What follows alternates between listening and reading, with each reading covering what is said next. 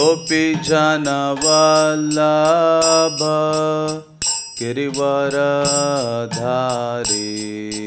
गोपीजनवल्लभ गिरिवरधारी यशोदानंदन व्रज जनरंजन यशोदानंदन यशोदानंदन व्रज जनरंजन यशोदा यमुना तीरावनचारी यमुना तीरावनचारी यमुना तीरावनचारी यमुना तीरावनचारी जय राधा माधव कुंज बिहारी जय राधा माधव कुंज बिहारी जय राधा माधव राधा माधव श्री राधे जय राधा माधव राधा माधव जय कृष्ण बलराम कृष्ण बलराम जय कृष्ण बलराम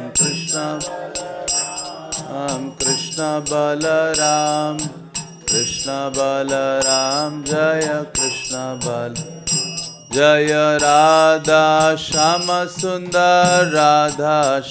सुंदर श्री राधे जय राधा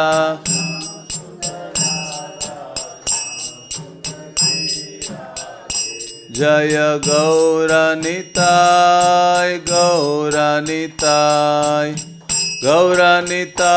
जय गौरनिताय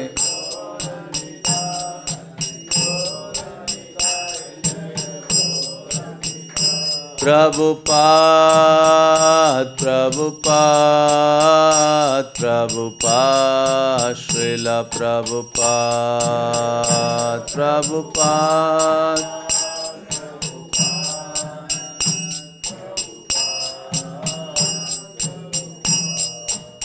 हरि बोल हरि बोल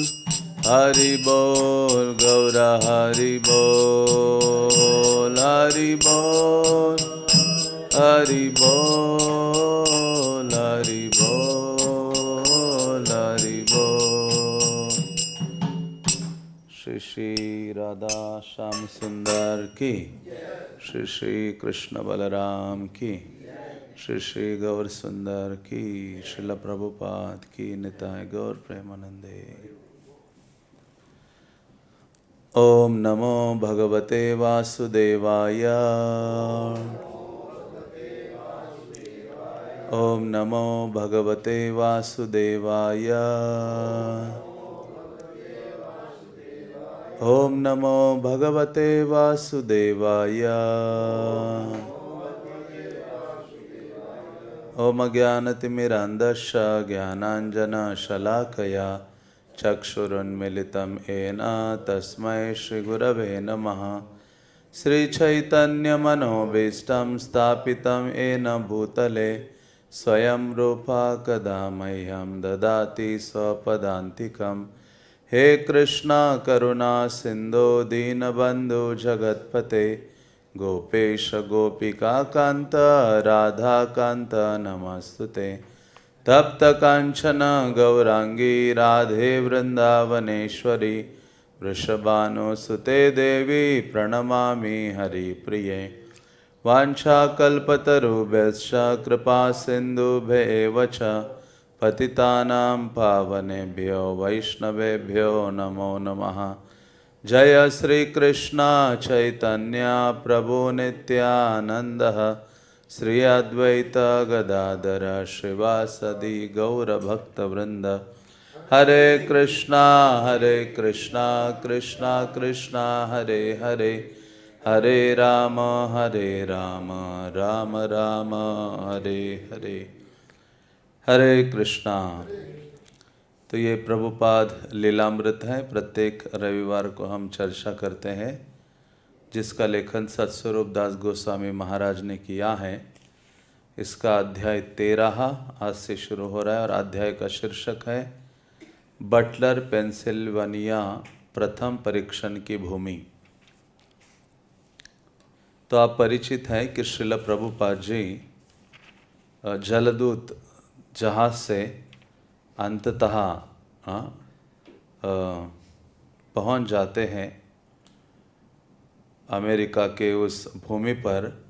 और यहाँ पिछले अध्याय में वर्णन किया था कि किस प्रकार से ये प्रथम ऐसा सन्यासी था जो पाश्चात्य जगत के भूमि पर पहुंचा था और जिन्होंने अपना जो सन्यासी वेशभूषा है उसको त्यागा नहीं था, धारण किया हुआ था। कंठी माला धारण की थी, तिलक धारण किया था, गेरुआ वस्त्र था, शिखा रखी थी, सर का मुंडन किया हुआ था। तो ऐसे श्रील प्रभुपाद जी अंततः वहाँ पहुँचते हैं। और प्रभुपाद वहाँ पहुँचते हैं तो उनको पता नहीं है कि दाएं मुड़ना है या बाएं मुड़ना है।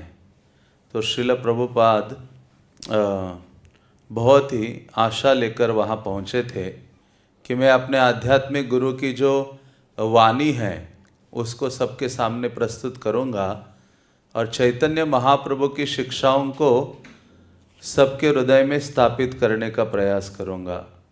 और श्रील प्रभुपाद वहाँ पहुँचे तो प्रभुपाद के पास भारतीय 40 रुपये थे और अन्य $20 प्रभुपाद के पास थे, जो उन्होंने जलदूत जहाज पर जाते जाते अपना जो ग्रंथ था भागवतम का प्रथम स्कंद की जो 2 भाग वो छाप के अपने साथ ले गए थे, उनको उन्होंने पुस्तक वितरण वो जहाज पर ही किया था। हाँ, जो जहाज के कप्तान थे पांड्या, उनको उन्होंने पहला पुस्तक वितरण किया था भागवतम, और उससे जो $20 मिले थे प्रभुपाद ने अपने पास रखे थे। तो इस प्रकार से श्रील प्रभुपाद जी वहाँ पहुँचे हैं। तो ये जो अध्याय है 13वां अध्याय, ये शुरू होता है इस प्रकार से।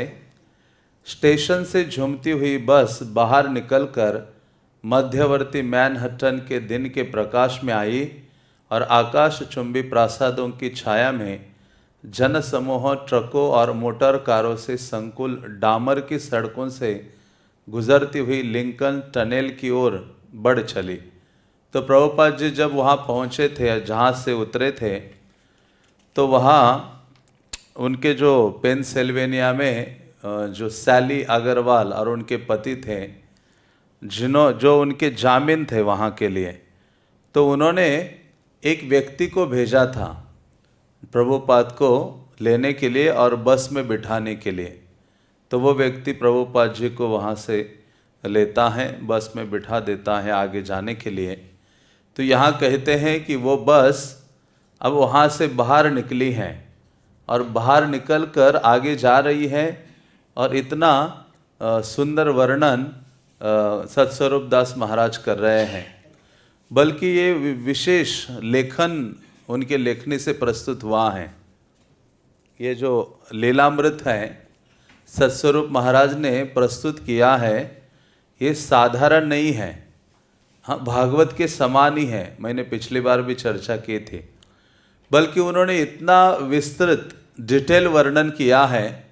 कई बार हम किसी सड़क से जाते हैं तो इतना इधर उधर देखते नहीं कि क्या कौन से पेड़ है, कौन से पंछी है, व्यक्ति कहाँ है, कई चीज़ें कैसे पड़ी हुई हैं, वह आकाश में बादल है नहीं है, वातावरण किस प्रकार से है। तो बल्कि सत्स्वरूप महाराज उस समय जो घटित चीज़ें हैं उनका बहुत ही सूक्ष्म वर्णन करते हैं। हाँ, तो वो कह रहे कि किस प्रकार से प्रभुपाद की बस गुजर रही है और गुजरते हुए बस में से श्रील प्रभुपाद जी वहाँ के सड़कों में क्या क्या देख रहे हैं। बस सुरंग में प्रविष्ट हुई और हडसन नदी की दूसरी ओर जर्सी पर जा निकली। न्यू जर्सी टर्नपाइक क्षेत्र की तेल की विशाल टंकियों और इधर उधर फैले हुए तेल शोधक कारखानों से होती हुई वो आगे बढ़ती रही। मैनहट्टन का क्षितिज बाईं ओर था। हर दिशा में 3 लेन वाली सड़कों पर 60 मील प्रति घंटे की गति से यातायात चालू था। दाहिनी ओर न्यूयॉर्क का हवाई अड्डा आया, जहां जेट विमान जमीन पर खड़े दिखाई दे रहे थे। फौलादी खंभों के बीच बिजली के तार आकाश की ओर फैले थे। श्रील प्रभुपाद जी उस समय गए थे, जो गए हैं, जिसका वर्णन है, तो वहाँ भौतिक रूप से बहुत अग्रसर वो देश हैं। उस समय भारत में ये सब चीज़ें नहीं थी। प्रभुपाद ने ऐसा विराट दृश्य इसके पहले कभी नहीं देखा था। अब वे प्रत्यक्ष देख रहे थे कि अमेरिका की संस्कृति इंद्रियों को अधिक परितुष्ट की उद्दाम कामना पर आधारित थी और वो दृश्य पागलपन का था। किस महत्वपूर्ण कार्य के लिए ये लोग इधर उधर बेतहाशा भाग दौड़ कर रहे थे। वे विज्ञापन पटों पर विज्ञापित उनके उद्देश्यों को देख रहे थे। तो श्रील प्रभुपाद जी आध्यात्मिक दृष्टि से उस शहर का मानो अवलोकन कर रहे हैं। प्रभुपाद जी उनकी इतनी भौतिक जो संसाधन है, उन्नति है, उससे इतने प्रभावित नहीं हो रहे हैं, बल्कि प्रभुपाद देख रहे हैं कि ये जो संस्कृति इनकी आगे बढ़ रही है, ये केवल इंद्रियों को पूर्णतः तुष्टि करने के उद्देश्य से है। अन्य कोई इस संस्कृति का उद्देश्य नहीं है, बल्कि प्रभुपाद गए थे इंद्रिय तुष्टि रूपी ये जो संस्कृति है उसको रोकने के लिए, और उन इंद्रियों को कृष्ण की सेवा में लगाकर ही तुष्ट किया जाता है, इसकी शिक्षा देने के लिए। तो श्रील प्रभुपाद देख रहे हैं कि कैसे ये लोग पागलपन की हद पार कर चुके हैं अपने इंद्रियों को संतुष्ट करने के लिए, और इंद्रियों की तुष्टि के लिए भौतिक संसाधनों को इकट्ठा कर रहे हैं और उसमें उन्नति कर रहे हैं। सामान्यतः वे कई बार दिल्ली से वृंदावन की यात्रा पर सड़क से गए थे, किंतु सड़क के किनारे इतने अधिक विज्ञापन कभी नहीं थे। अभी तो सभी जगह है, लेकिन प्रभुपाद के समय में कोई बिलबोर्ड, एक भी विज्ञापन का बोर्ड नहीं दिखता था। कोई यात्री अधिकतर भूदृश्य सड़क के किनारे के नदी, नाले, मंदिर, घर और खेतों में काम करते हुए किसान देख सकता था। अधिकतर लोग पैदल चलते थे अथवा बैलगाड़ी या साइकिल से यात्रा करते थे, और वृंदावन में साधारण राहगीर भी एक दूसरे को जय राधे, हरे कृष्णा जैसे भगवान के नामों द्वारा अभिवादन करते थे। अब दिल्ली से बाहर भी बहुत से कारखाने खुल गए थे, किंतु यहाँ जैसा वहाँ कुछ नहीं था। हाँ, तो तुलना कर रहे हैं कि प्रभुपाद जी वृंदावन आते थे, दिल्ली से जाते थे, तो में भी कई सारे कारखाने खुले थे, तो भी कोई इतना ये उन्नति नहीं दिख रही थी जितनी वहाँ वो देख रहे थे। बल्कि यहाँ साधारणतः कोई विज्ञापन नहीं दिख रहे थे, या नदियाँ हैं, खेत हैं, लोग चल रहे हैं, मंदिर है, घर है, यही सब चीज़ें दिखाई देती थी। उन सबका सामूहिक प्रभाव इन पेट्रोल की टंकियों के क्षेत्रों, दानवाकार कारखानों और जनसंकुल राजमार्गों के दोनों ओर के विज्ञापन पटों के भौतिक प्रभाव के निकट भी नहीं पहुंचता था। मांस भक्षण, अवैध यौन संबंध, मादक द्रव्य सेवन, द्युत क्रीड़ा जैसे पाप कर्मों का जिनके विरुद्ध प्रचार करने के लिए श्रील प्रभुपाद आए थे, विस्तृत विज्ञापन पटों पर मील दर मील गर्व के साथ मोहक ढंग से प्रदर्शन किया गया था। सारे विज्ञापन पट मदिरा और सिगरेटों की बिक्री बढ़ाने के लिए लगाए गए थे। सड़क के किनारे के खान पान गृहों में टिकिया और कीमा के रूप में कटी गायों का मांस मिलता था। वस्तु चाहे जो हो, उसका विज्ञापन सामान्यतः कामोत्तेजक नारी चित्रों के माध्यम से किया गया था। तो इस प्रकार से वहाँ मानो ये आसुरी जो सभ्यता है वो बढ़ रही थी, और जो भी विज्ञापन सब जगह दिखाए जा रहे थे, उसमें केवल स्त्रियों को ही सामने रखा जा रहा था और काम को उत्तेजना देने वाले जो विज्ञापन थे, तो अंततः ये सारे जो विज्ञापन हैं इंद्रियों की तुष्टि ही उनका एकमात्र उद्देश्य है। ऐसे कहा जाता है कि किसी भी जो विज्ञापन है, एडवर्टाइज है, उसको व्यक्ति बारंबार देखता है, हाँ, तो क्या होता है कि उसकी आवश्यक वो चीज़ नहीं है, फिर भी ऐसे लगता है बार बार देखने से कि अभी इसके बिना मैं रह नहीं सकता, ये मेरी परम आवश्यक वस्तु है। तो ये सारे विज्ञापनों का प्रभाव है। और आज के इस जगत में, भारत में भी वैसा ही है जैसे यहाँ ये वर्णन किया जा रहा है। कोई भी वस्तु हो, हाँ, उसमें कामोत्तेजक स्त्रियों के चित्र दिखाए जाते हैं या कामोत्तेजक वीडियोस के द्वारा उस विज्ञापन को प्रदर्शित किया जाता है। हाँ, तो अंततः लोगों को केवल इंद्रिय तृप्ति के लिए प्रोत्साहित किया जाता है। परंतु प्रभुपाद इसके ठीक विपरीत शिक्षा देने आए थे कि सुख इंद्रिय परितुष्टि के लिए भोग से नहीं मिलता और कृष्ण भावनामृत के शाश्वत सुख का अधिकारी कोई तभी बन सकता है जब वो उस तमोगुण से अपने आप को विरक्त कर लेता है जो पापमय कार्यों में प्रवृत्त करने वाला है। तो ये जितने भी पापमय कार्य हैं ये तमोगुण के लक्षण हैं। तो श्रील प्रभुपाद ये इंद्रिय तृप्ति की संस्कृति का मानो छेदन करने के लिए आए हैं और शिक्षा देने के लिए वहाँ पहुँचे हैं। प्रभुपाद को दया आ गई। कृष्ण भावनामृत संत की दया की व्याख्या प्रहलाद महाराज ने प्राचीन काल में की थी। तो ये कहा जाता है कि वैष्णव का जो हृदय है वो सदैव दया से भरा होता है। और हमने पहले कई लेक्चर्स में यही चर्चा की थी लीलामृत के कि श्रील प्रभुपाद का वहाँ जाने का उद्देश्य है बद्ध जीवों का कल्याण करने के लिए। वो अपने सुख के लिए नहीं जा रहे थे, आत्म सुख के लिए नहीं जा रहे थे।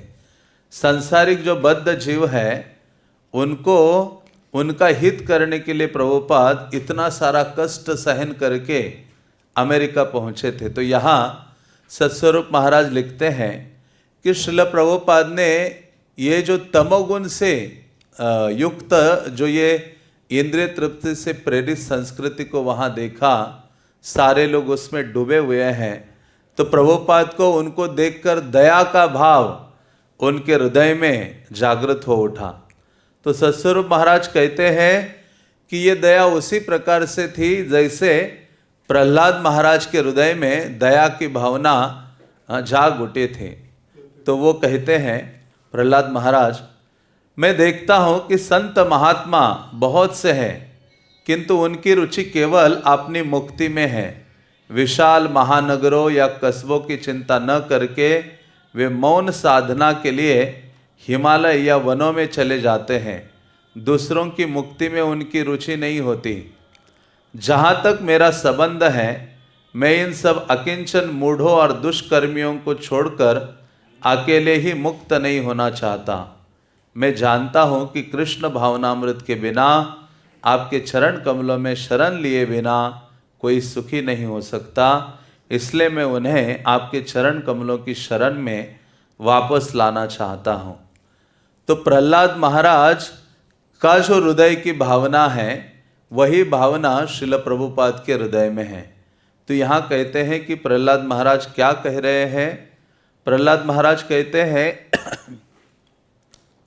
कि कई ऐसे साधुगण होते हैं जो स्वयं की मुक्ति की चिंता करते हैं और वो अपनी मुक्ति के कार्य में लगे रहते हैं। लेकिन प्रहलाद महाराज कहते हैं मुझे अपनी मुक्ति की चिंता नहीं है, मुझे उन मूर्ख व्यक्तियों की चिंता है, उन दुष्कर्मियों की चिंता है जिनके लिए मैं यहाँ हूँ। मैं जब तक उनको भगवान के चरण कमलों में नहीं ले जा सकता, तब तक मैं सुखी नहीं रहूँगा। तो वो चाहते हैं प्रहलाद महाराज कि किसी न किसी प्रकार से ये जो बद्ध जीव है, जब तक वो कृष्ण की शरण ग्रहण नहीं करेंगे तब तक वो सुखी नहीं हो सकते। और वही भावना श्रील प्रभुपाद की हैं। प्राकृतिक दृश्य क्रमशः बदलकर पेंसिल्वानिया का देहात का हो गया और बस पहाड़ों की लंबी सुरंगों में से होकर तेजी से आगे बढ़ने लगी।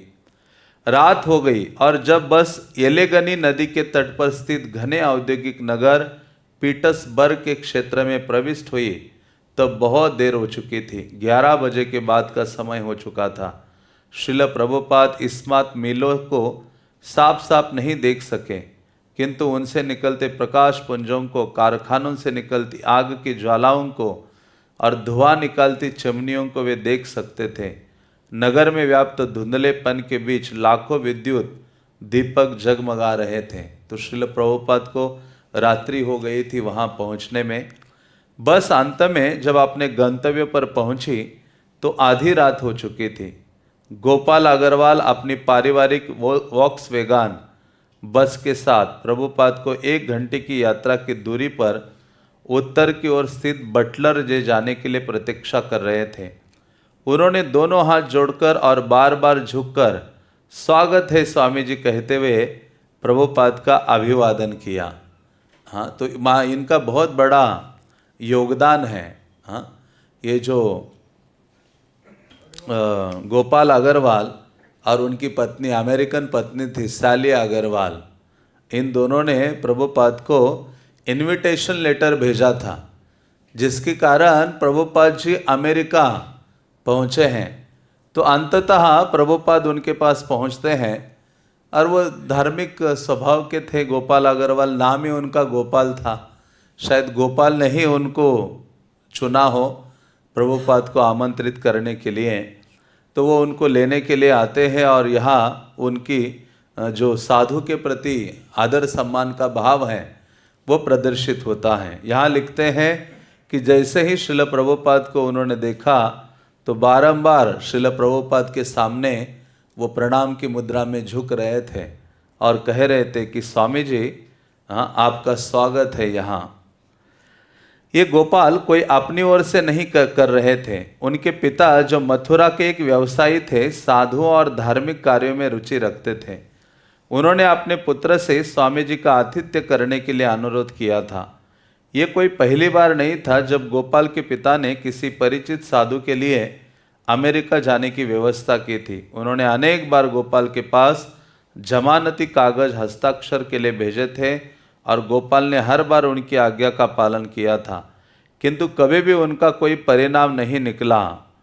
हाँ, तो ये जो गोपाल अग्रवाल है, क्योंकि उनके पिता मथुरा के एक व्यवसायी थे, तो यहाँ के कई लोग, हाँ, उनके पिता के जो मित्रगण हैं या अन्य साधुगण हैं, वो कई बार कहे कि आपका पुत्र वहाँ अमेरिका में है, उनको बोलो हमें इनविटेशन लेटर भेजे मेरे नाम से और हमें भी जाना है। तो इनके पिता को एक प्रकार से बहुत गर्व रहता था कि मेरा पुत्र वहाँ है। हाँ, तो कई लोगों के लिए वो लेटर भेज देते थे गोपाल अग्रवाल अपने पिता के कहने पर। लेकिन ये ऐसा व्यक्तित्व थे अभी प्रभुपाद जी, गोपाल अग्रवाल ने सपने में नहीं सोचा था कि एक साधु के लिए इनविटेशन लेटर भेजूंगा और ये कुछ भी हो आएगा ही आएगा, ऐसे सोचा नहीं था। ये पहली बार ऐसे हुआ था। इससे पहले कई इनविटेशन लेटर कई साधु या लोगों के लिए भेजे थे, लेकिन कोई आया नहीं। लेकिन उनको पता नहीं था कि ये लेटर ऐसे व्यक्ति के लिए भेज रहे हैं जिनके हृदय में अमेरिका जाने के लिए बहुत बड़ी महत्वाकांक्षा है, क्योंकि उनके गुरु की आज्ञा है कृष्ण भावना का प्रचार अमेरिका के धरती से हो। इसलिए जब ऐसी भक्तिवेदांत स्वामी की जमानत का पत्र आया तो गोपाल ने उस पर तुरंत हस्ताक्षर करके लौटा दिया, ये सोचते हुए कि उनके बारे में फिर कोई सोचना नहीं आई थी। किंतु ठीक 1 सप्ताह पूर्व एक पत्र आया था। सैली अग्रवाल ने उसे खोला और सतर्कतापूर्वक अपने पति को बुलाकर कहा, प्रिया बैठ जाओ और सुनो, स्वामी जी आ रहे हैं। क्योंकि इससे पहले कई बार इनविटेशन भेजा था। हाँ, क्योंकि विदेश जाते हो तो आपको इनविटेशन लेटर चाहिए होता है। हाँ, तो कई बार भेजा, चलो पिता ने बोला है तो उनकी बात मान लेते हैं, सम्मान प्रदर्शित करते हैं लेटर भेजकर। लेकिन ये ऐसा लेटर एक स्वामी के लिए भेजा और एक हफ्ते के बाद स्वामी का लेटर वहाँ पहुँचा और उनकी पत्नी कहती है, डियर, बैठ जाओ, हे प्रिय पति आप बैठो और देखो स्वामी जी आ रहे हैं।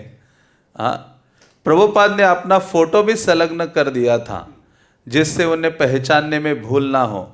अग्रवाल दंपति ने उस फोटो को जिज्ञासा पूर्वक देखा था। गोपाल ने कहा था वहाँ उन्हें पहचानने में कोई भूल नहीं होगी। तो प्रभुपाद जी बहुत सतर्क थे अपने आदान प्रदान में, बल्कि केवल पत्र ही नहीं भेजा कि मैं आ रहा हूँ, बल्कि मैं आऊँगा तो मुझे पहचान भी सको आप, इसलिए उन्होंने अपना फोटो भी भेजा था। तो प्रभुपाद बहुत दक्ष थे और ये वैष्णव का एक गुण है, दक्ष। सैली अग्रवाल के कथनानुसार अग्रवाल दंपति सीधे साधे अमेरिकी लोग थे। सैली की भेंट अपने भारतीय पति से तब हुई थी जब वो पेंसिल्वेनिया में एक इंजीनियर के रूप में कार्य कर रहे थे। एक भारतीय स्वामी का वे अपने घर में क्या करेंगे? प्रभुपाद का आगमन उनके लिए एक झटके के समान था, किंतु उनको न स्वीकार करने का प्रश्न ही नहीं था। वे गोपाल के पिता के अनुरोध से बंधे थे। गोपाल ने कर्तव्य भावना से प्रभुपाद के लिए न्यूयॉर्क से पीटर्सबर्ग का टिकट खरीदा था और ये व्यवस्था की थी कि पर्यटक सहायता संस्था का प्रतिनिधि न्यूयॉर्क में उनसे मिले, और उसी कर्तव्य भावना से प्रेरित होकर वे उनसे मिलने उस रात कार द्वारा आए थे। इसलिए गोपाल अग्रवाल के लिए वो क्षण संकोच, अविश्वास और विस्मय की मिश्रित भावना का था जब अपने अतिथि को अपनी वॉक्सवैगन गाड़ी में बैठाकर वे अपने घर के लिए वापस बटलर की ओर चले। हाँ, तो इतना सरल नहीं होता विदेशों में एक व्यक्ति एक्स्ट्रा। अभी भारतीय में भी अभी ऐसी सिचुएशन हुई है, कोई एक व्यक्ति घर में एक्स्ट्रा आ जाता है, अतिथि थोड़े दिन रहे तो भी घर के लोगों को बहुत टेंशन आता है, अव्यवस्था या परेशानी महसूस होती है।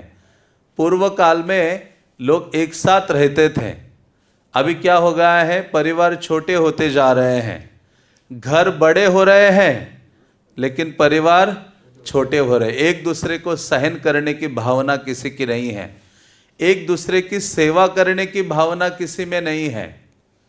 हाँ, तो इस प्रकार से ये कली का प्रभाव है। सेवा भावना, सहनशीलता, ये सब चीज़ें नष्ट हो रही हैं और एक साथ रहने की भावना खत्म हो रही है। मैं, मेरा पति और मेरे बच्चे, बस यहाँ तक ही परिवार सीमित हो गया है। इसलिए सारे जो नैतिक मूल्य हैं वो परिवार से नष्ट हो रहे हैं, चरित्र खराब हो रहा है, संस्कार विहीन परिवार हो रहे हैं। क्योंकि संस्कार हमें मिलते हैं जो घर के वृद्ध व्यक्ति हैं उनसे, माता पिता, हाँ, उन्हीं को ही बच्चों पर उनके संस्कार होते हैं।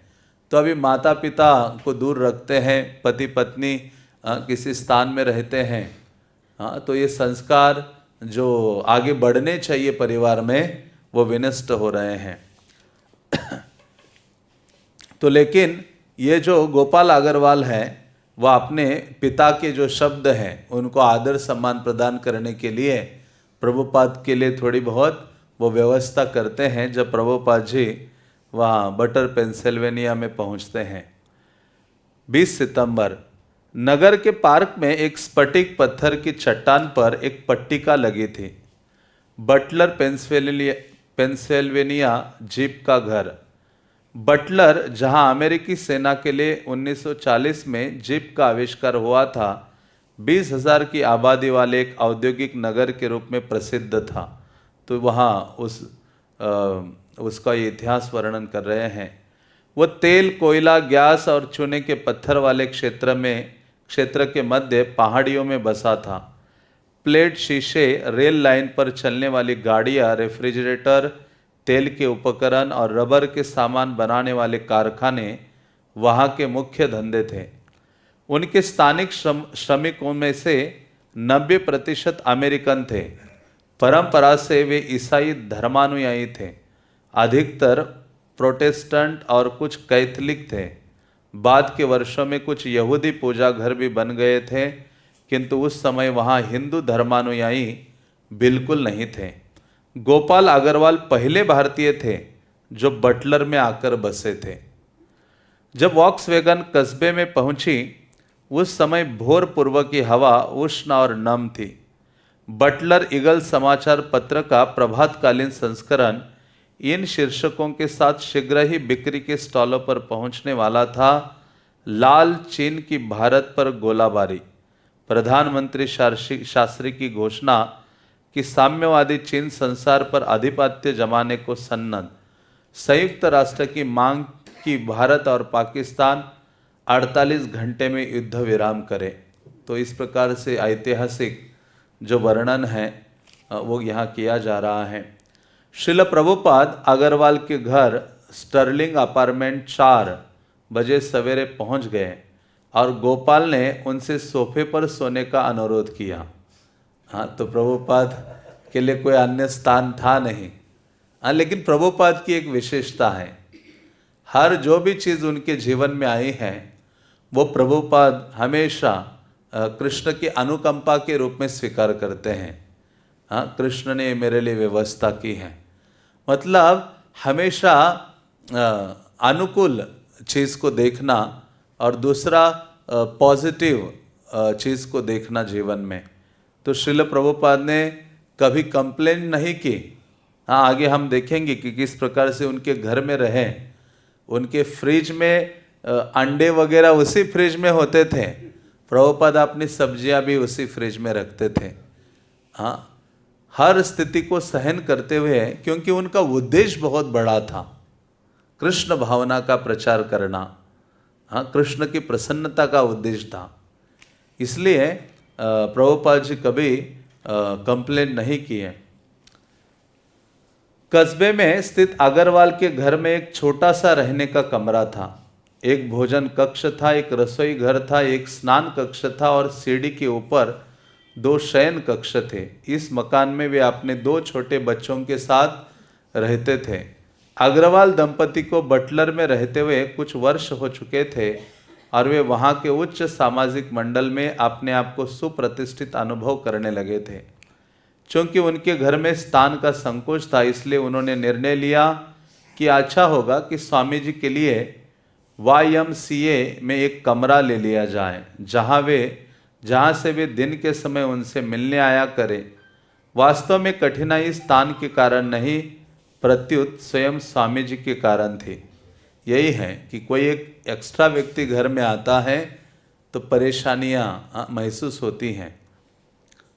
बटलर के परिवेश में स्वामी जी का मेल कैसे बैठेगा? वे अग्रवाल दंपति के अतिथि थे, इसलिए अपने मित्र और पड़ोसियों से उनके बारे में उन्हें पूरी तरह बताना होगा। हाँ, क्योंकि ये स्वामी जी ऐसे थे जिनकी वेशभूषा बिल्कुल ही अलग थी। ऐसा वेशभूषा धारण करने वाला व्यक्ति उन्होंने देखा नहीं था। तो इनको लगा कि ऐसे व्यक्ति को यहाँ रख रहे हैं। हाँ, लोगों को लगता होगा कि ये किसी अन्य ग्रह से आया हो।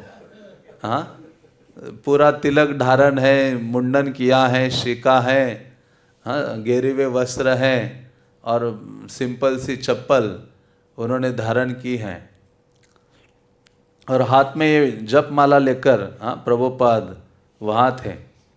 तो इनको लगा कि अच्छा है कि लोग कुछ चर्चा करने से पहले हम ही इस व्यक्ति के बारे में सबको बता दे कि है ये व्यक्ति कौन है, कहाँ से हैं, क्या उद्देश्य से आए हैं।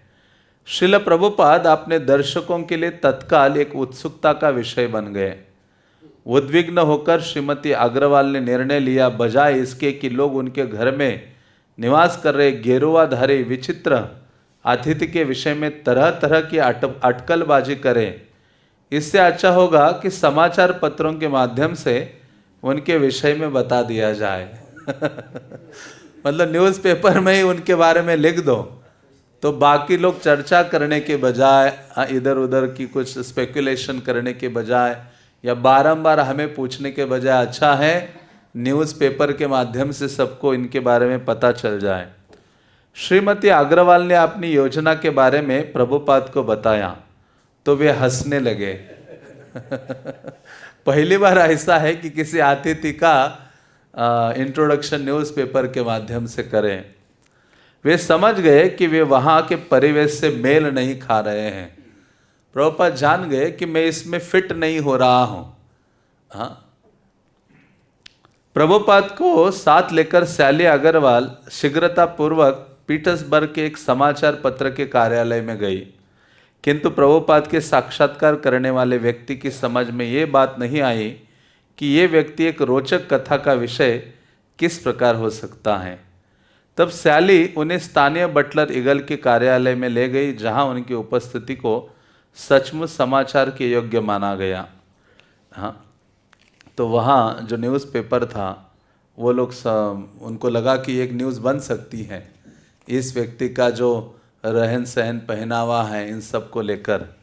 तो 22 सितंबर बटलर ईगल में एक विशेष लेख प्रकाशित हुआ। वो एक आर्टिकल आया, लेख आया उस न्यूज़पेपर में, जिस न्यूज़पेपर का नाम था बटलर ईगल। हिंदू धर्म के एक भक्त द्वारा प्रभावपूर्ण अंग्रेजी में पश्चिम में आने के अपने उद्देश्य का वर्णन।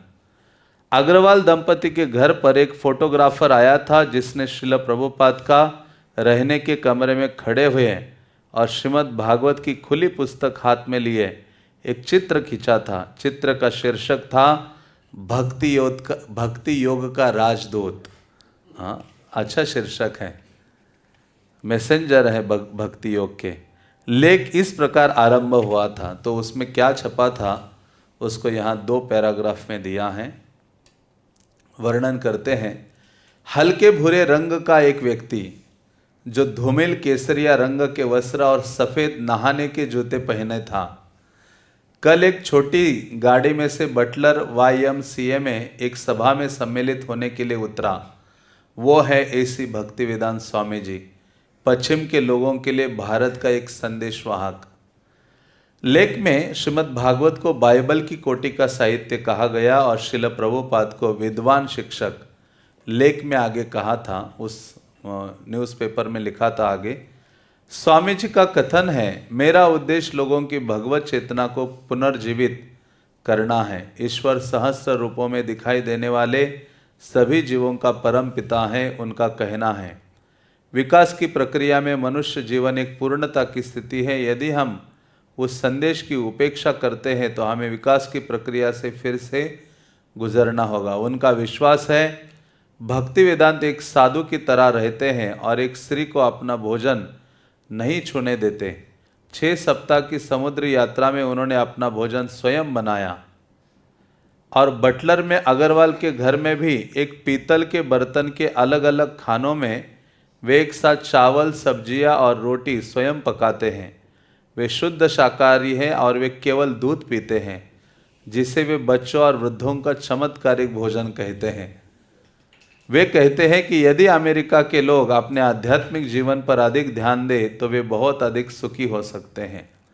तो श्रील प्रभुपाद जी वहाँ पहुँचे तो भी अपना जो भोजन है वो स्वयं बनाते थे। हाँ, वहाँ अपने प्रभुपाद हाउस में वो देखा होगा कुकर, हाँ, पीतल के 4 जो डब्बे हैं, हाँ, उसी को ही प्रभुपाद ले गए थे।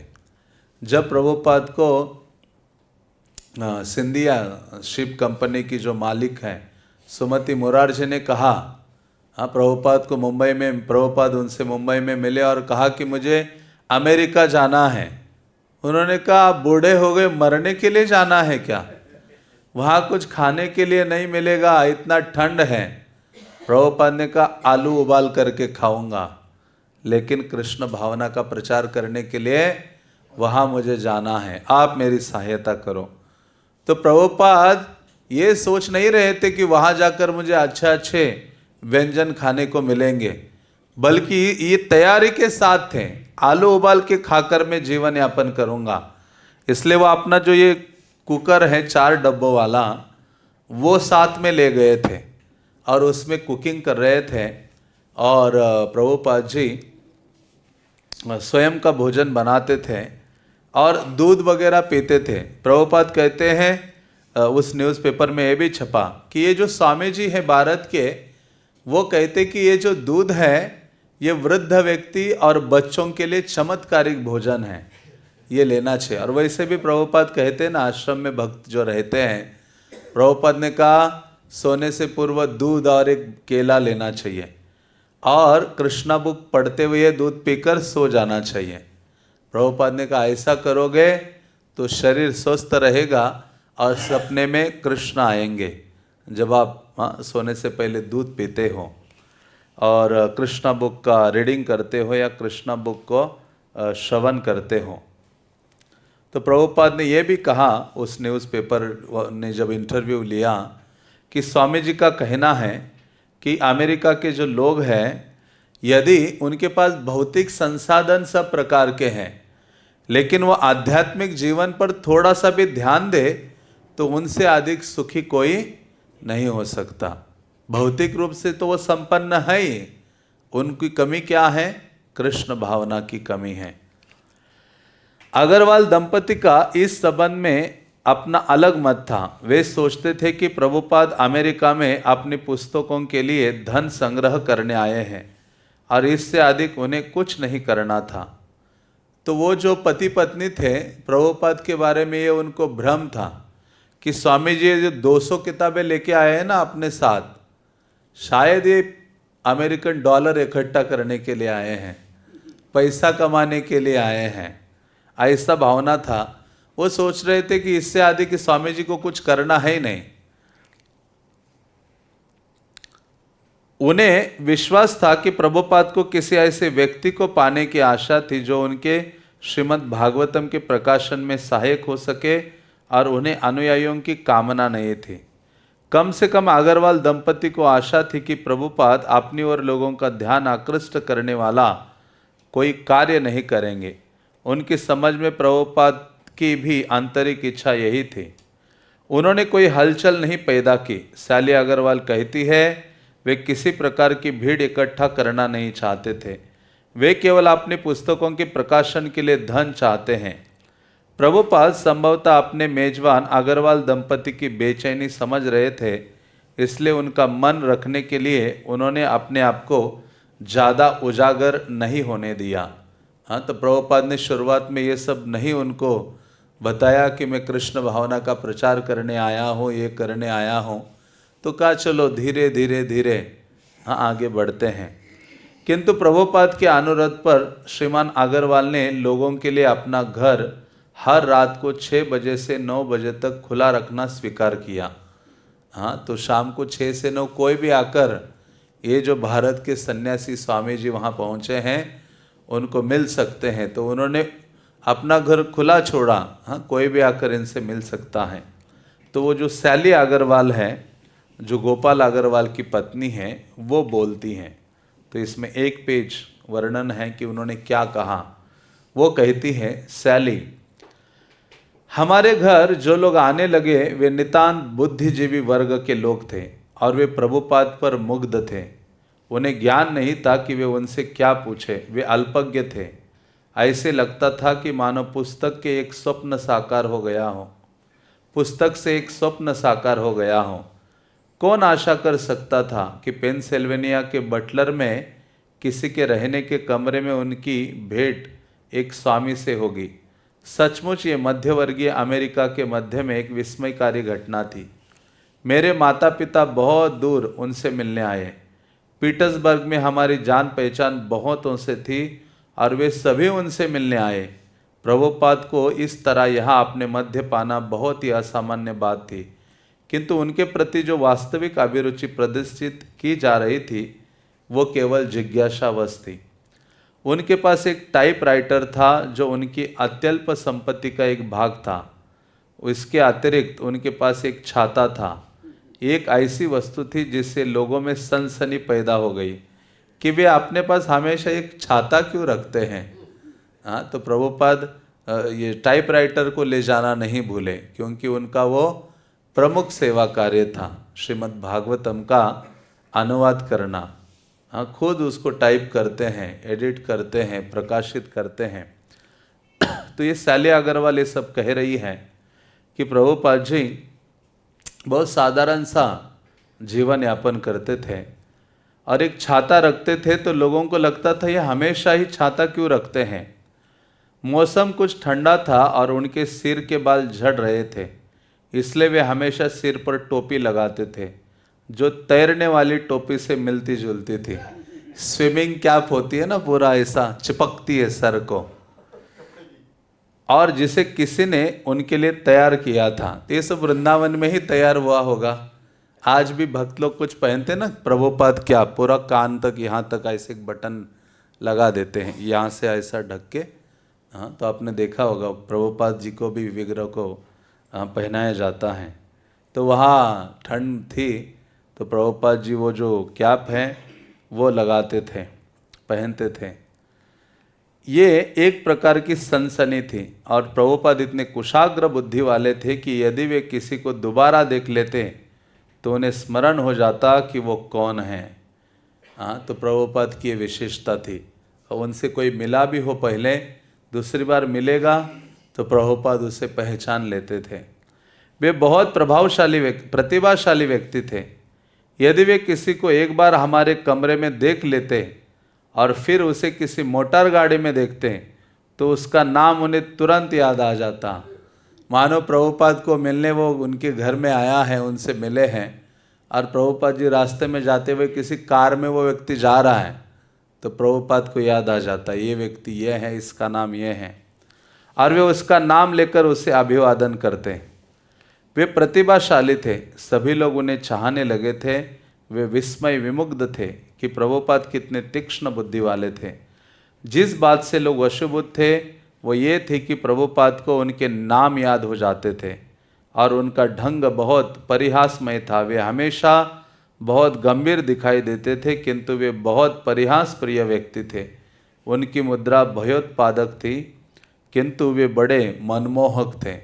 और वास्तव में श्रील प्रभुपाद सबको आकर्षित करने का सामर्थ्य रखते हैं।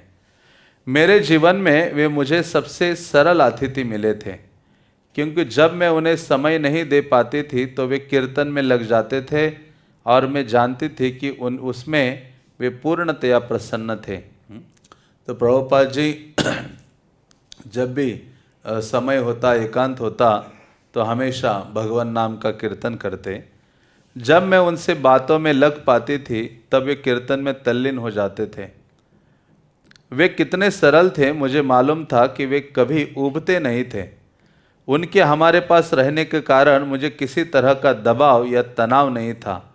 वे इतने सरल थे कि जब मैं अपने बच्चों की देखभाल में लगती तब वे कीर्तन में लग जाते। ये उनकी कितनी महानता थी। जब मुझे घर के कामकाज में लगना पड़ता तब वे प्रसन्नतापूर्वक कीर्तन में लग जाते। वे बहुत अच्छे अतिथि थे। शुरुआत में तो ऐसे लग रहा था कि कैसे इनको सहन करें, लेकिन सैली अग्रवाल कह रही है कि धीरे धीरे वो बहुत अच्छे अतिथि थे।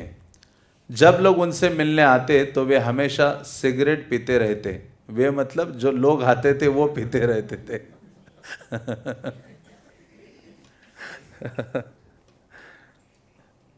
किंतु प्रभुपाद कहते इस पर ध्यान न दो, इसके बारे में कुछ ना सोचो। वे हमेशा यही कहते हैं, इसके बारे में कुछ ना सोचो, क्योंकि वे जानते थे कि हम उनसे भिन्न हैं। मैं उनके सामने कभी सिगरेट ना पीती। मुझे मालूम था कि मुझसे आशा नहीं की जाती कि मैं गोपाल के पिता की उपस्थिति में सिगरेट पीऊँगी। मैं प्रभुपाद को भी उन्हीं के समान समझती थी। वे किसी के लिए कभी कोई समस्या नहीं उत्पन्न करते थे। एक दिन संध्या समय एक आगंतुक ने प्रभुपाद से पूछा, एक व्यक्ति जो मिलने आया था उसने प्रभुपाद को प्रश्न किया, ईसा मसीहा के बारे में आपके क्या विचार है? और प्रभुपाद ने उत्तर दिया, वे ईश्वर के पुत्र हैं। और तब उन्होंने आगे जोड़ा कि वे स्वयं भी आज तक भी ईश्वर के पुत्र हैं। हर एक को ये सुनकर संतोष हुआ कि प्रभुपाद ईसा मसीहा को ईश्वर का पुत्र मानते हैं। हाँ, तो सब उनके उत्तर से प्रभावित होते हैं। अभी गोपाल कह रहे हैं, गोपाल, उनका उद्देश्य ये नहीं था कि आप अपनी जीवन शैली को बदल दें। उन्होंने किसी से ये नहीं कहा कि तुम शाकाहारी बन जाओ। वे केवल इतना ही चाहते थे कि आप अपने मत का अनुसरण करें किंतु अच्छे इंसान बने। उन्होंने इस बात पर बल नहीं दिया कि हमें बहुत सी चीज़ें छोड़ देनी चाहिए। तो आगे हम वर्णन आएगा कि प्रभुपाद ने शुरुआत में कोई छोड़ने की बात नहीं की है। आप जिस स्थिति में हो रहो, लेकिन हरे कृष्ण महामंत्र का कीर्तन करो। हाँ, धीरे धीरे ये जो भगवान नाम है सबकी चेतना को शुद्ध कर देता है, और जो ये अनावश्यक तमोगुण युक्त जो कार्य है, पाप युक्त जो कार्य है, वो व्यक्ति से अपने आप ही दूर होने लगते हैं। इसलिए भक्ति सिद्धांत सरस्वती महाराज भी कहा करते थे, अर्थ प्रवृत्ति अनर्थ निवृत्ति। वो कहते थे, कई बार भक्ति सिद्धांत महाराज कहते हैं कि कई बार भक्त लोग अनर्थों की इतनी चर्चा करते रहते, अनर्थ अनर्थ अनर्थ, और अनर्थों में ही पड़े रहते हैं, बल्कि जो अनर्थ अपने आप चले जाएंगे ऐसा जो अर्थ है उसमें डूबते नहीं हैं। अर्थ क्या है? परम भगवान का गुणगान है, उनका नामोच्चारण है, कथा है, सेवा आदि है। तो भक्ति सिद्धांत महाराज कहते ये जो अर्थ है उसमें अपने आप को लगाओ, अपने आप अनर्थ चले जाएंगे। तो प्रभुपाद भी वही किया है कि आते ही नहीं कहा तुम यहाँ बैठे हो सिगारेट क्यों पी रहे हो, भाग जाओ यहाँ से, पापी हो, आदम हो, पतित हो। हाँ, ऐसे नहीं कहा। अभी हमारे साथ हो तो हम उसमें कोई हमारे सामने बैठकर ऐसा कर दे तो हम तुरंत उसके प्रति क्रोधित हो जाते आदि। लेकिन प्रभुपाद का हृदय बहुत विशाल और बहुत बड़ा था, दया से युक्त था। वो जानते थे कि ये सारे बद्ध जीव हैं, भौतिक कर्मों में लगे हैं। धीरे धीरे इन दुष्कर्मों से ये लोग दूर होंगे जब कृष्ण भावना को ये स्वीकार करेंगे। श्रील प्रभुपाद नियमित दैनिक समय सारणी का पालन करते थे। प्रभुपाद का एक शेड्यूल होता था जिसका वे पालन करते थे। प्रतिदिन प्रातःकाल वे वाईएमसी से 6-7 ब्लॉकों को पार करते हुए स्टर्लिंग अपार्टमेंट तक टहलते जाते और वे वहां लगभग 7 बजे पहुंचते थे। जब वे न्यूयॉर्क में पहले उतरे थे तो उनके सामान में एक बड़ी पोटली थी जिसमें जई की चपातियों जैसा सूखा खाद्यान्न बंधा था। ये खाद्यान्न कई सप्ताहों के लिए पर्याप्त था और हर दिन प्रातःकाल वे दूध के साथ उसमें से थोड़ा सा नाश्ते के रूप में ले लेते थे। 7:45 बजे गोपाल अपने काम पर चले जाते और 9:30 बजे के आसपास प्रभुपाद रसोई घर में अपना दोपहर का भोजन बनाने में लग जाते। उनके घर में रहकर भी प्रभुपाद भोजन बनाते थे। अतिथि थे उनके, लेकिन फिर भी श्रील प्रभुपाद अपना भोजन बनाते थे। प्रभुपाद जानते थे प्रसादम का जो महत्व है। वे बिना बेलन के ही अपनी चपाती हाथ से बना लेते थे। वे अकेले 2 घंटे भोजन बनाने में लगाते थे। तब श्रीमती अग्रवाल अपने घर के कामकाज और बच्चों की देखभाल में लगी होती। 11:30 बजे वे प्रसाद ग्रहण करते थे। सैली अग्रवाल फिर से यहाँ बोलती हैं, वो कहती हैं, जब प्रभुपाद भोजन बनाते तो वे केवल एक बर्नर उपयोग में लाते। सबसे नीचे के बर्तन से भाप बनती थी, उसमें वे दाल रखते थे और इससे जो भाप बनती उससे बहुत सी अन्य सब्जियां पक जाती थी। इस तरह 1 सप्ताह तक वे अपना दोपहर का पूरा भोजन बनाते रहे, जो 11:30 बजे तक तैयार हो जाता था और गोपाल हमेशा लगभग 12 बजे लंच के लिए घर आते थे। मैं गोपाल को खाने के लिए सैंडविच देती और वे काम वापस लौट जाते, किंतु मुझे यह अनुभव करने में देर नहीं लगी कि जो भोजन स्वामी जी बनाते थे वह हम लोगों को भी रुचिकर होगा। इसलिए वे हम सभी के लिए दोपहर का भोजन तैयार करने लगे। और हमें उसमें कितना आनंद आने लगा। हाँ, तो प्रभुपाद ने ये वहाँ से शुरू किया और न्यूयॉर्क में जब स्टोर फ्रंट में वहाँ रहे और उस पार्क में कीर्तन किया और जो वेंसडे फ्राइडे में जो प्रोग्राम शुरू किया प्रभुपाद ने, वहाँ जो युवा आते थे उस समय स्वयं प्रभुपाद बनाते थे भोजन और सबको खिलाते थे और उसी के द्वारा ही लोग भक्त बने हैं। हम जो कुछ अमेरिका के विषय में जानते थे उसे स्वामी जी को दिखाने में हमें बड़ा आनंद मिलता और उन्होंने वैसी चीज़ें पहले कभी नहीं देखी थी। उन्हें सुपर बाजार ले जाने में हमें कितना मज़ा आता आजकल सुपरमार्केट भारत में आए हैं, ये कब थे? प्रभुपाद के समय में ही थे। ये सारा mall culture, supermarket, 6 lane highways, बड़े बड़े कारखाने, ये सब चीज़ें हम 100 साल पीछे हैं। ये बड़ी बड़ी जो इमारतें हैं, प्रभुपाद गए उस समय थी। भारत में अभी अभी बड़ी बड़ी इमारतें हो रही हैं। उन्हें भिंडी या बर्फ से जमी सेमों की पोटली खोलने में आनंद आता और उन्हें सेमों को न साफ करना पड़ता, न काटना पड़ता। वे नित्य फ्रिज खोलते और उसमें से अपनी पसंद की वस्तुएं निकाल लेते।